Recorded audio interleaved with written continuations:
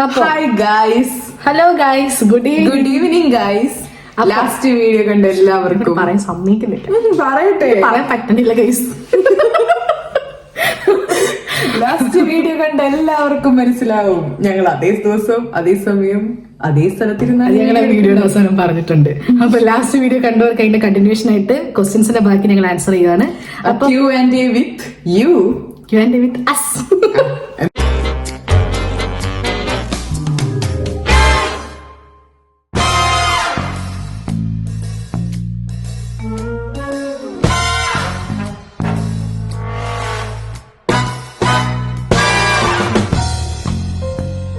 അപ്പൊ ലാസ്റ്റ് ഞങ്ങൾ എവിടെ പറഞ്ഞത് തപ്പട്ടെ. ഓക്കെ, ഇവിടെ പറഞ്ഞായിരുന്നു.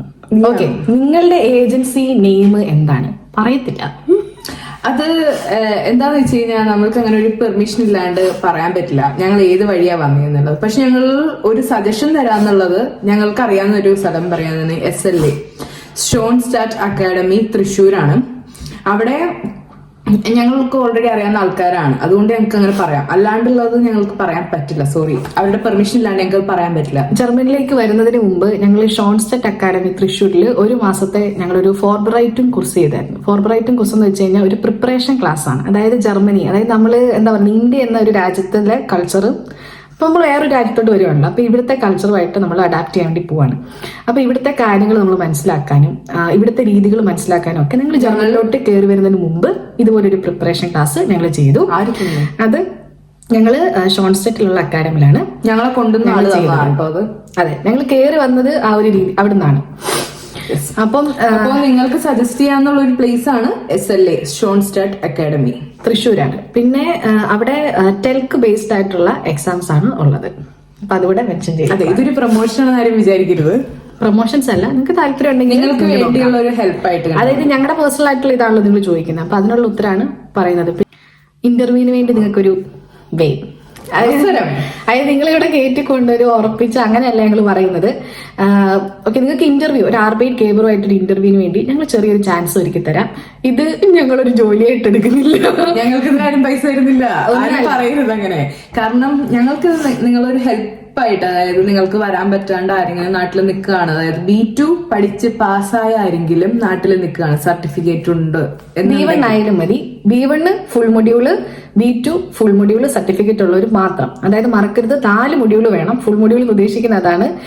B1 റൈറ്റിംഗ്, ലിസണിങ്, ഹ്യോറൻ, പിന്നെന്തുള്ളത് എല്ലാം കൂടി liaison, speaking, reading, writing, listening, ഈ 4 മൊഡ്യൂളും പാസ്സായിട്ടുള്ള B1 ഫുൾ മൊഡ്യൂൾ അല്ലെങ്കിൽ B2 ഫുൾ മൊഡ്യൂൾ ഉള്ള ആൾക്കാർ ഞങ്ങൾക്ക് ഇൻസ്റ്റാഗ്രാം, ഞങ്ങൾക്ക് രണ്ടുപേരിൽ ആരിലും ഒരാൾക്ക് എന്താണ് പേഴ്സണലായിട്ട് ഇൻസ്റ്റാഗ്രാമിൽ മെസ്സേജ് അയക്കുക. പിന്നെ നിങ്ങളുടെ ആ ലാംഗ്വേജ് സർട്ടിഫിക്കറ്റിന്റെ ഒരു ഫോട്ടോ, അതായത് എന്തെങ്കിലും ഞങ്ങൾക്ക് അറിയണമല്ലോ നിങ്ങൾ പാസ്സായിട്ടുണ്ടെങ്കിലും ഞങ്ങൾക്ക് അറിയണമല്ലോ.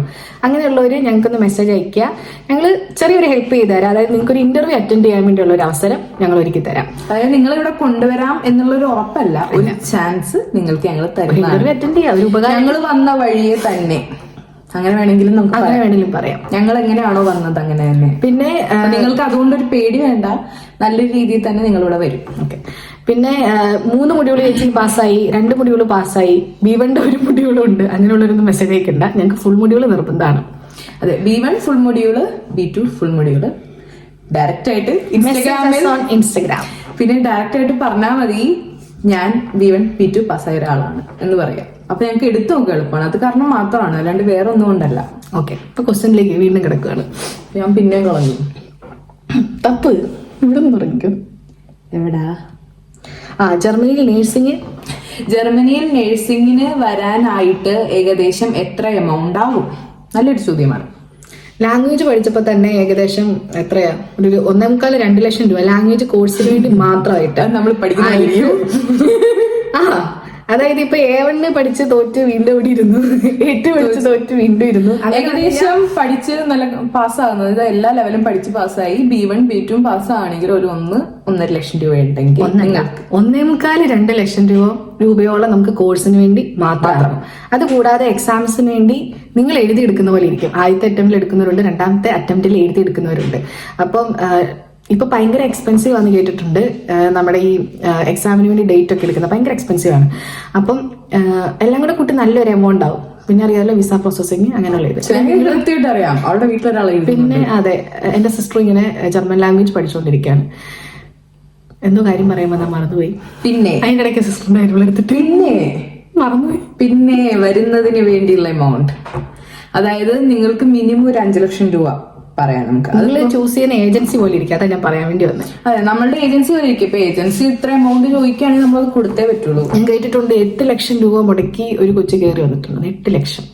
അതാണ് ഓരോ ഏജൻസിയെ ബേസ് ചെയ്തിരിക്കുന്നത്. ഞങ്ങൾക്ക് എത്ര ആയെന്നുള്ളത് ഞങ്ങൾ ടൈലായിട്ടാണ് കൊടുത്തത്. അതായത് ഞങ്ങൾ ഓരോ പാർട്ടായിട്ടാണ് കൊടുത്തത്. അപ്പൊ ഒരു ഫുൾ എമൗണ്ട് എത്രയാണെന്ന് നിങ്ങൾക്ക് പറയാൻ പറ്റുന്നില്ല. അതാണ് ഞങ്ങളുടെ മെയിൻ പ്രശ്നം. ഏകദേശം ഒരു ഐഡിയ കിട്ടിയല്ലോ. ഏകദേശം ഒരു 5 ലക്ഷം രൂപ കയ്യിൽ വേണം. 5-6 വേണം. അവിടെ ലൈസൻസ് എങ്ങനെ എടുക്കാമെന്ന ഒരു വീഡിയോ ചെയ്യാമോ? ഞങ്ങൾ എടുത്തിട്ട് മതിയോ? ഞങ്ങൾ എടുത്തിട്ട് അതിനെപ്പറ്റി ചെയ്യാം. എനിക്ക് നല്ല ആഗ്രഹമുണ്ട് ലൈസൻസ് എടുക്കണമെന്ന്, പക്ഷെ പൈസ ഇല്ലാത്ത എന്റെ പ്രശ്നം മാത്രം. എനിക്ക് ഇപ്പൊ എടുക്കാൻ പറ്റത്തില്ല. ഹൗസ് ബിൽഡിംഗ് ചെയ്യുമ്പോഴത്തേന് നമുക്ക് നമ്മുടെ എക്സ്പെൻസിനുള്ള പൈസ മാത്രമേ കിട്ടത്തുള്ളൂ. അപ്പൊ അതിന്റെ ഇടയ്ക്ക് നമുക്ക് ലൈസൻസ് എടുക്കാൻ വേണ്ടിയുള്ളത് നമുക്ക് കിട്ടത്തില്ല. ഇവിടെ ലൈസൻസ് എടുക്കുന്നതാണ് ഏറ്റവും എക്സ്പെൻസീവ്. ഇവിടെ ഞങ്ങൾ കേട്ടിട്ടുള്ളതാണ് കേട്ടോ, ഞങ്ങളുടെ കൊളീഗ്സ് ഒക്കെ പറയുന്നത് 3000 യൂറോ വരെ ആയി ലൈസൻസ് എടുത്ത്. ഇതുവരെ ലൈസൻസ് കിട്ടിയിട്ടില്ല. അത് നിങ്ങളെ ഡിമോട്ടിവേറ്റ് ചെയ്യുന്നല്ല, നമ്മൾക്ക് ചിലപ്പോൾ ലൈസൻസ് വണ്ടി ഓടിക്കാൻ അവർക്കത് ഓടിക്കാൻ അറിയാത്തതുകൊണ്ടായിരിക്കാം പഠിച്ചെടുക്കാൻ എത്ര സമയം. അപ്പോ 3000 ഒക്കെ വേണ്ടി വരും. 3000 രൂപയല്ല, 3000 യൂറോ. ഇപ്പൊ കോഴ്സ് ഒക്കെ തീർന്ന് പിന്നെ ജോലിക്കൊക്കെ കയറിയിട്ട് പതിയെ ലൈസൻസ് എടുക്കുന്നുള്ളൂ. അപ്പൊ അതിനെപ്പറ്റി വീഡിയോ ചെയ്യും. തീർച്ചയായിട്ടും എക്സ്പീരിയൻസ് ഷെയർ ചെയ്യും. അടുത്ത തൊട്ടേ ഏത് ഏജൻസി വഴി വന്നതാണ് പറയാമോ പ്ലീസ്? നമ്മൾ പറഞ്ഞു, ഞങ്ങൾ ഓൾറെഡി പറഞ്ഞു. അടുത്തടുത്തു ഹൗസ് ബിൽഡിംഗ് കഴിഞ്ഞ് വൈറ്റർ ബിൽഡിംഗ് എന്തൊക്കെ കോഴ്സ് ഉണ്ട്, അതിനെപ്പറ്റി ഞങ്ങൾ സെപ്പറേറ്റ് ആയിട്ട് ഒരു വീഡിയോ ചെയ്യുന്നതായിരിക്കും. കാര്യം ഞങ്ങൾ ഇങ്ങനെ അറിഞ്ഞു വരുന്നതേ ഉള്ളൂ എന്തൊക്കെ കോഴ്സുകൾ ഉണ്ടെന്നുള്ളത്. ഒരെണ്ണം പറയാന്നുള്ളത് പ്രാക്ടിക്കൽ ലൈറ്റർ ആകാം നമുക്ക്. അതായത് പിള്ളേരെ കൊണ്ട് നടന്ന് പഠിപ്പിക്കാം. അതൊരു വൈറ്റർ ബിൽഡിംഗ്. പ്രാക്ടിക്കലിന് നമ്മൾ ഹോസ്പിറ്റലും ഓൾഡ് ഏജ് ഹോമിലൊക്കെ നമ്മൾ പോവല്ലോ. അപ്പൊ നമ്മളെ ഓരോ കാര്യങ്ങൾ നമുക്ക് കൊണ്ടുപോയി പറഞ്ഞു തരുന്നതൊക്കെ നമ്മുടെ ഈ ലൈറ്റർ. ഞങ്ങൾ കുറെ തവണ പറഞ്ഞിട്ടുണ്ട് ലൈറ്ററിനെ പറ്റി. അപ്പൊ അങ്ങനത്തെ ഒരു കോഴ്സ് ചെയ്യാൻ പറ്റും. അതിനെപ്പറ്റി ഞങ്ങൾ ഒരുപാടുണ്ട്. അതുകൊണ്ടാണ് ഞങ്ങൾ അതിന്റെ ഒരു ലിസ്റ്റ്, ഡീറ്റെയിൽസ് ഒക്കെ എടുക്കണം. ചേച്ചി FSJക്ക് സെൽഫായി ചെയ്യുന്നതിന് കുറച്ച് നല്ല എന്തെങ്കിലും ഇൻഫോസ് അറിയലിൽ ഒരു വീഡിയോ ചെയ്യാവൂ. FSJ ചെയ്യുന്ന ഞങ്ങൾ 3 പിള്ളേരെ കണ്ടുവച്ചിട്ടുണ്ട്. അതിനകത്ത് ആരെങ്കിലും ഒരാളെ അവരും കൂടി സമ്മതിക്കണം. ഞങ്ങൾ വർക്ക് ചെയ്യുന്ന സ്ഥലത്ത് തന്നെ വർക്ക് ചെയ്യുന്ന 3 പേരാണ്. അതിനകത്ത് 1-2 പേരെ ഞങ്ങൾ പിടിച്ചിരുത്തി FSJ പറ്റി ഒരു വീഡിയോ ചെയ്യിക്കുന്നതായിരിക്കും. ഗോയിറ്റയാണോ ടെൽക്കാണെന്ന് തോന്നുന്നു എഴുതിയിരിക്കുന്നത്. ഗോയിറ്റയാണോ ടെൽക്കാണോ നല്ലത്? പിന്നെ ഒരു നല്ല ഏജൻസി കൂടി പറയാമോ പ്രോസസ്സിംഗ് ചെയ്യാനായിട്ട്? ഏജൻസി ഞങ്ങൾ ഓൾറെഡി പറഞ്ഞു, SLA. ഗോയിറ്റയാണോ ടെൽക്കാണോ? ഞങ്ങൾ രണ്ടുപേരും ഗോയിറ്റ എഴുതിയവരാണ്. ഞാൻ OST എഴുതിയ ഒരാളാണ്. ഞാൻ B1 OST എഴുതി, B2 ഗോയിറ്റ എഴുതി. ഞാൻ എല്ലാ OST ആണ് എഴുതിയത്. എന്റെ ഒരു അഭിപ്രായത്തില് ഗോയിറ്റ ആയിരിക്കും കുറച്ചും കൂടി നല്ലത്. കാരണം ഗോയിറ്റ നിങ്ങൾക്ക് ഇപ്പൊ ഒരു മൊഡ്യൂള് പോയി അത് മാത്രം എഴുതിയാൽ മതി. ഇപ്പോ ടെൽക്ക് എങ്ങനെയാന്ന് നിങ്ങൾക്ക് അറിയില്ല, ഞങ്ങൾ ഇതുവരെ എഴുതിയിട്ടില്ല. OSTയുടെ കാര്യം പറയാനാണെങ്കിൽ OST B1 കുഴപ്പമില്ല, ഇതേപോലെ ഗോയിറ്റ പോലെയാണ്. B2ലേക്ക് പോകുമ്പോൾ നമ്മളുടെ ഒരു പ്രശ്നം എന്ന് വെച്ച് കഴിഞ്ഞാൽ ലേസൺ, ഹ്യോറൻ, ഷ്രൈബൻ ഇത് ഒരുമിച്ചാണ് അവരെടുക്കുന്നത്. അതിൽ ഒരെണ്ണം പോയി കഴിഞ്ഞു കഴിഞ്ഞാൽ നമ്മൾ 3ഉം ഒരുമിച്ച് എഴുതണം. അത് എനിക്ക് കുറച്ച് ബുദ്ധിമുട്ടായിരുന്നു. ഈ സെയിം തന്നെയാണെന്ന് തോന്നുന്നു ടെൽക്കിനും. OSTക്കും ടെൽക്കിനും ഈ സെയിം ആണെന്ന് തോന്നുന്നു. സ്പ്രഹൻ സെപ്പറേറ്റും ബാക്കി 3 ഒന്നിച്ചും. അതിന്റെ ഒരെണ്ണം പോയാൽ 3 ഒന്നിച്ച് എഴുതണം. ഓൾമോസ്റ്റ് എല്ലാ ഉത്തരങ്ങളും കഴിഞ്ഞു.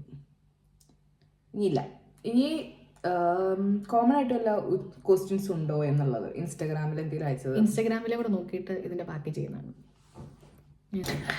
അപ്പൊ ഞങ്ങൾ പോയി തപ്പിയിട്ടൊക്കെ വന്നു. അപ്പൊ ഇൻസ്റ്റാഗ്രാമിൽ ഒരാൾ മെസ്സേജ് അയച്ചിട്ടുണ്ടായിരുന്നു.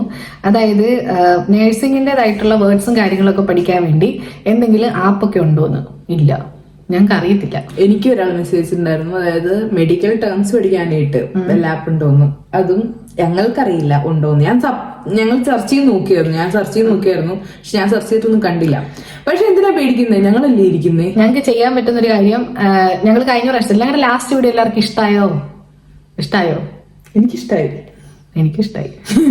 അപ്പൊ ലാസ്റ്റ് വീഡിയോക്കകത്ത് ഞങ്ങൾ ചെയ്ത പോലെ കുറച്ച് വേർഡ്സും കാര്യങ്ങളൊക്കെ ആയിട്ട് ഞങ്ങൾക്ക് വേണമെങ്കിൽ ചെയ്യാൻ വേണ്ടി പറ്റും. അത് മാത്രമല്ല മെഡിസിൻസിന്റെ പേരും കാര്യവും ചോദിച്ചവർക്ക് വേണ്ടി അതും ഒരു വീഡിയോ ആയിട്ട് ഞങ്ങൾ ചെയ്യാം.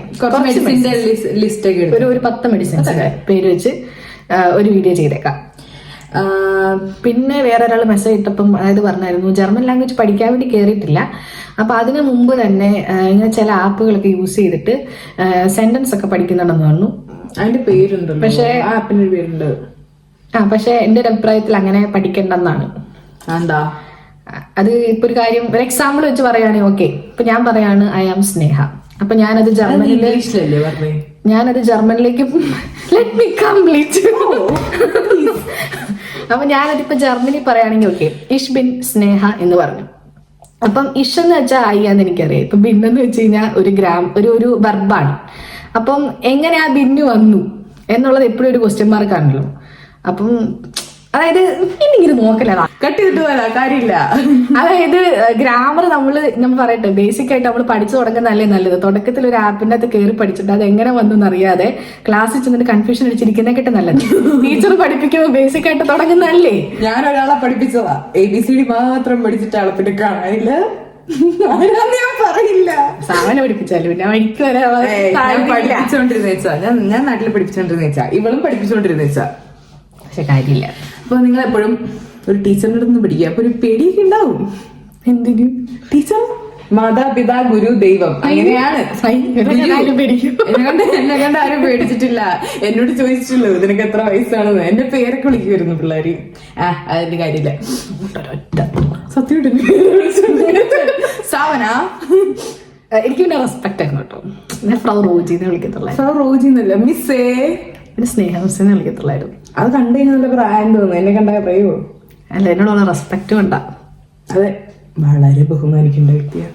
അപ്പൊ ഗൈസ്, ഞങ്ങൾ എല്ലാ ക്വസ്റ്റ്യനും ആൻസർ ചെയ്തിട്ടില്ലെന്ന് ഞങ്ങൾക്കറിയാം, ചെയ്തിട്ടുണ്ട്. അതായത് ഇപ്പൊ ഞങ്ങൾ എടുത്ത ക്വസ്റ്റ്യൻസ് ഒക്കെ യൂട്യൂബിലെ കമന്റ്സിനകത്ത് റിപ്ലൈ കൊടുക്കാത്ത ക്വസ്റ്റ്യൻസ്. അപ്പം ചിലതിനൊക്കെ ഞങ്ങൾ കമന്റ്സ് ഓൾറെഡി കൊടുത്തായിരുന്നല്ലോ ഓരോ വീഡിയോസിന്റെ അടിയിൽ. അപ്പം അതൊന്നും ഇപ്പൊ ഇതിനകത്ത് വന്നിട്ടില്ല. അപ്പൊ റിപ്ലൈ ഇട്ട് കമന്റ്സ് ഞങ്ങൾ പിന്നെ പറയണ്ടല്ലോ. ഓക്കെ, പിന്നെ നിങ്ങളുടെ അടുത്ത വീഡിയോ എന്തിനൊക്കെ ഒന്ന് പറ, നീ പറയുന്നുണ്ടല്ലോ. അതായത് നിങ്ങൾക്ക് എന്തെങ്കിലും സജഷൻസ് ഉണ്ടെങ്കിൽ നിങ്ങൾ കമന്റ് കൊടുക്കുക. നിങ്ങൾക്ക് അടുത്ത ഏത് വീഡിയോ ആണ് വേണ്ടത്? വേർഡ്സ് ആണോ, മെഡിസിൻസ് ആണോ, അത് വേറെ എന്തെങ്കിലും കാര്യങ്ങളാണോ? എല്ലാവർക്കും ആവശ്യമുള്ളതാണ്. അപ്പൊ അങ്ങനെയുള്ള നിങ്ങൾക്ക് വേർഡ്സിന്റെ വീഡിയോ ചെയ്യാൻ വേണ്ടി താല്പര്യം പ്രത്യേകം പറയണം. ചെയ്യുന്നുണ്ട്, അതാണ് കുറച്ചുകൂടി എളുപ്പമായി. ഒരു കാര്യം കൂടി ഉണ്ട്, പറയട്ടെ. വേറെ ആൾക്കാർ, വീഡിയോ കാണുന്ന ആൾക്കാര്, അതായത് ഇപ്പൊ മലയാളത്തിലാണല്ലോ ഞങ്ങൾ ഈ വീഡിയോ ചെയ്യുന്നത്, അതല്ല ഇംഗ്ലീഷിൽ ചെയ്യ്, ജർമ്മനിൽ ചെയ്യ് എന്നൊക്കെ പറഞ്ഞ് കമന്റ് വരുന്നുണ്ട്. എങ്ങനെ ചെയ്യും? നിങ്ങളൊന്ന് പറ, ഞങ്ങൾ എങ്ങനെ ചെയ്യും? ഒരു സമയത്ത് പല ഭാഷകളിൽ വീഡിയോ. ഇത്ര ആവേശത്തോടെ സംസാരിക്കണമെങ്കിൽ മാതൃഭാഷ വേണം. സിനിമ വരുന്നല്ലോ ഇത്. പിന്നെ ഞങ്ങൾ ജർമ്മൻ സംസാരിച്ച് കേൾക്കാൻ വേണ്ടി താല്പര്യമുള്ള കുറെ ആൾക്കാരും ഉണ്ട് കേട്ടോ. പക്ഷേ പറയില്ല, ജർമ്മനിൽ പറയില്ല. അങ്ങനെ പറയും. ഞാൻ ചോദിക്കട്ടെ, നിങ്ങൾക്ക് എന്തുണ്ട് വിശേഷം എന്ന് ഞാൻ ചോദിക്കട്ടെ. ഓ, പല രീതി ചോദിക്കാം. നിങ്ങൾക്ക് എന്തുണ്ട് വിശേഷം? ഇത് മൂന്നൊന്നും തന്നെ ചോദിച്ചേ. വിഗേറ്റ് സീനൻ ഫോർമലായിട്ട് ചോദിച്ചു, ഇൻഫോർമലായിട്ട് ചോദിച്ചു, നിങ്ങൾക്ക് എന്തുണ്ട് വിശേഷം? ഇനി ഓക്കെ, 2-3 ജർമ്മൻ സെന്റൻസോട് പറയല്ലേ. എന്താ പറയുന്നത് ഇനി? ഹായ് ഫ്രൗ റോച്ചി. വേറെ എന്തെങ്കിലുമൊക്കെ പറയാം. ഇനി എന്താ സെന്റൻസ്? നമ്മളൊരു ഡീൻസ്റ്റ് കഴിഞ്ഞിറങ്ങുമ്പോൾ അവരെ വിഷ് ചെയ്യുന്ന ഒരു വേർഡ് ഉണ്ട്, റൂയിഗൻ ഡീൻസ്റ്റ്. റൂയിഗൻ ഡീൻസ്റ്റ് എന്ന് പറഞ്ഞു കഴിഞ്ഞാൽ സമാധാനപരമായ ഒരു ഡീൻസ്റ്റ്. നിങ്ങൾക്ക് സമാധാനത്തോടെ ജോലി ചെയ്യാൻ പറ്റട്ടെ. റൂയിഗൻ ഡീൻസ്റ്റ് എന്ന് പറഞ്ഞിറങ്ങി പോരാ. പിന്നെ ചെറിയ ചെറിയ വേർഡ്സുകൾ അറിയാം. Guten Morgan. ഓ, അതെല്ലാവർക്കും അറിയാം. ആണോ? കേൾക്കാത്ത വാക്കുകൾ പറയൂ. കോമൺ ആയിട്ട് ഇവിടെ യൂസ് ചെയ്യുന്ന വാക്കുകൾ പറയൂ. കോമൺ മോയിൻ. ഞാനൊരു ദിവസം ഏറ്റവും കൂടുതൽ ഉപയോഗിക്കുന്ന വാക്ക് എന്താണെന്നറിയോ? ഹലോ, പിന്നെ ചാവോ. ചാവോ പറയും. മോയിൻ നമ്മളുടെ ടെക്സ്റ്റിലുണ്ട്. നമ്മൾ പഠിക്കുമ്പോൾ പക്ഷെ ഞാൻ ശ്രദ്ധിക്കാറില്ല. മോയിൻ ഒരു പാരഗ്രാഫില് ഒരു ബൈസ്പിലായിട്ട് കൊടുത്തിട്ടുണ്ട്. മോയിൻ എന്ന് പറഞ്ഞാൽ ഹായ് എന്നാണ് അർത്ഥം. അപ്പൊ പോലെ ചുസി എന്ന് പറയും. ചുസ്. എല്ലാവരും ഈ വീഡിയോ സബ്സ്ക്രൈബ് ചെയ്യുക, ലൈക്ക് ചെയ്യുക, ഷെയർ ചെയ്യുക, കമന്റ് ചെയ്യുക, ബെൽ ബട്ടൺ നിൽക്കുക. നീയൊന്നും പറയുന്നില്ലേ? എനിക്ക് പറയാനൊന്നും ഇല്ല. നിങ്ങളുടെ വിലപ്പെട്ട കമന്റ്സിന് വളരെ നന്ദി. അടുത്ത വീഡിയോയിൽ നമുക്ക് നിങ്ങളുടെ സ്നേഹത്തിന് വളരെ നന്ദി. കമന്റുകൾ ഇടുക. അതെ, ഞങ്ങളെ അന്വേഷിക്കുക, ഫോളോ ചെയ്യുക. ഫേസ്ബുക്കിലാണ് ചെയ്യാട്ടോ. ഫോളോ ചെയ്യണം. മറിയം റോജി 19 സാവന_സജു മറക്കാൻ പാടില്ല. ആരെടുത്തിട്ട് ട്രോൾ സ്നേഹ മറിയം റോജി ഒന്നിച്ച് എഴുതി കേട്ടോ. ഒന്നിച്ച് എഴുതി ഒരു 19 അടിച്ച് കൂട്ടിടിച്ച് വെക്കുക, ചാള വറുക്കാൻ ഇടുന്നു. അപ്പൊ guys, bye. See you guys in next video. Bye.